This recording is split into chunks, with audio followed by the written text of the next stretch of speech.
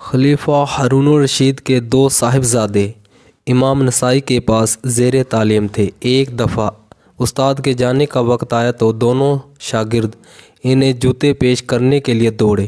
دونوں ہی استاد کے آگے جوتے پیش کرنا چاہتے تھے۔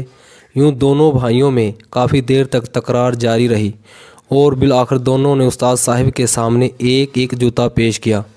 خلیفہ ہارون الرشید کو اس واقعے کی خبر پہنچی تو احتراماً امام نسائی کو دربار میں بلایا۔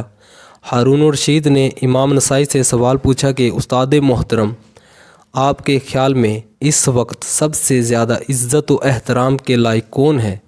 خلیفہ کے سوال پر امام نسائی قدرے چونکے، پھر محتاط انداز میں جواب دیا، میں سمجھتا ہوں کہ سب سے زیادہ احترام کے لائق اس وقت خلیفہ وقت ہیں۔ خلیفہ ہارون الرشید کے چہرے پر ایک گہری مسکراہٹ اتری اور پھر کہا، ہرگز نہیں استاد محترم، سب سے زیادہ عزت کے لائق وہ استاد ہے جس کے جوتے اٹھانے کے لیے خلیفہ وقت کے بیٹے آپس میں جھگڑیں۔